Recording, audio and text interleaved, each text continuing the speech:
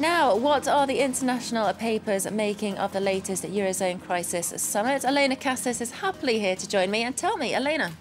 Well, the Eurozone's set to abandon both Greece and austerity, according to the front page of The Independent. Now, they reckon, as have most of the press concluded over the last few days, that it's too late for Greece. They're falling out of the euro one way or the other. But the lesson that we can really take from this latest summit, at least according to them, is that there might still be time to save Spain and Italy through the process of Eurobonds, of course, which by mutualising Europe's debt could then cut down the extremely punishing interest rates that Spain especially is currently paying on its debt, and therefore kind of give that economy the kickstart that it needs to stop it having to ask for a bailout from the EU.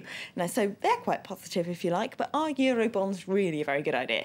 The New York Times has quite large doubts about this. They say that, well, they could be the saving of Spain, but that means that Germany is going to have to take on its own share of the risk there, and that by neutralising the debt like that, it would never work unless you had a consistent fiscal union across the whole Eurozone. That is to say, charging people the same tax rates and so on. And the chances of that being possible politically are pretty much nil. Whereas over at the Spanish paper, El País, they at least are feeling a lot more optimistic. That's a left-wing Spanish paper who sees François Hollande and just generally this sort of change of mindset that seems to be happening among the Eurozone leaders in recent weeks as the saviour of the Spanish economy. They hope that we can now restart the European project with an economic policy based more on growth and less on austerity.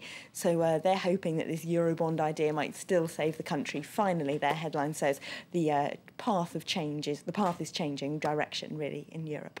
In Britain, though, this seems to be putting people off more and more. Well, people off Europe, yes. The Huffington Post reports that, quite interestingly, the Labour leader, opposition leader in Britain, Ed Miliband, seems to be poised to announce he wants to have a referendum on whether or not Britain should stay in the euro at all, which would be quite a drastic move because, as the Huffington Post points out, there's no guarantee at all that he'd actually win that referendum. Of course, if it happened, all of Britain's major political parties would want to stay in the euro, but there's no guarantee that's what the public would think. Of course, Euroscepticism in Britain has always run pretty high, and now with the scene of the EU and the Euro project collapsing and seeming to be contaminating the whole of the Union with worrying economic data, then what's the reckoning that the Brits would actually want to vote to stay in the Euro? Probably not very high, says the Huffington Post, so they don't reckon it would be a very intelligent policy of Mr Miliband's to pursue, because he'd end up finding one of the key planks of his party wanting to be in Europe falling apart completely if they go for a referendum and then it was rejected.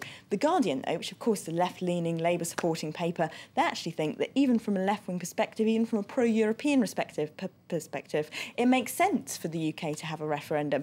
They reckon that it's inevitable anyway. It becomes a topic of such heated debate in the country, and it's so far from being consensus, really, in Britain that we should remain in Europe, that maybe it's time we did have a referendum. And they even say, from a left-wing point of view, there's not necessarily a strong case from remaining in Europe. They say it's imposed these tough, harsh, austere, neoliberal economic policies across the whole continent. Why should we vote for that? Miliband, they say, needs to make a strong left-wing case for staying in Europe, and so they're rather pro-referendum. Well, away from all this weighty economic news, there is another story that's been of interest to the international press. The Pakistani doctor who's been sentenced to 33 years in jail for treason for helping the US to catch Osama bin Laden, so say Pakistan. Yes, indeed. He's on front pages all over the US, where, of course, the country's relationship with Pakistan is already in a terrible state after a series of incidents between the two countries. Now, the Times says that the US, this could really be the breaking point in terms of the aid and support and help that they provide to Pakistan, which is, of course, enormous. They say they're not happy with this conviction at all.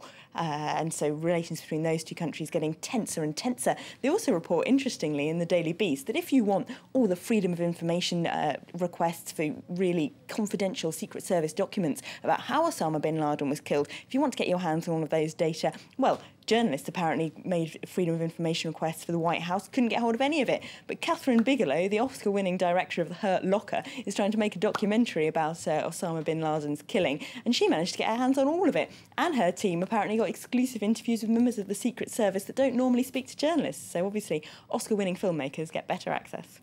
Oh, they clearly do. Well, thank you very much, Elena Casas. That was Elena Casas with our International Press Review.